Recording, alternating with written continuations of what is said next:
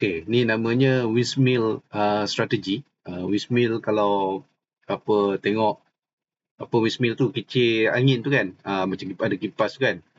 So dia pusing-pusing macam kipas lah. So kita tengok, okay. Okay, putih check.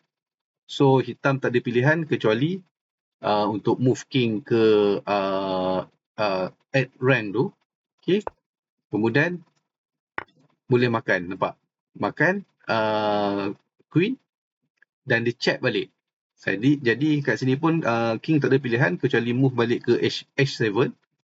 Okay. Kemudian dia check lagi. Check lagi, nampak tak? Ini pun dia cover by kuda. So king memang tak ada pilihan kecuali pergi balik ke rank yang ke-8 ni.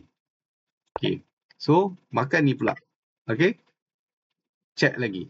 So sekarang ni king terpaksa lagi naik ke atas dan boleh check lagi. So bila king ke bawah, okay, dan boleh check lagi. Nampak? Check ni, open check dan boleh makan yang ni. Okay. So ini adalah namanya windmill strategi ataupun windmill taktik.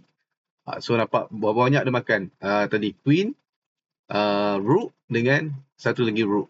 So 3 dia makan dengan dia pusing-pusing kuda ni berpatah-patah balik. So itulah windmill strategi. Alright.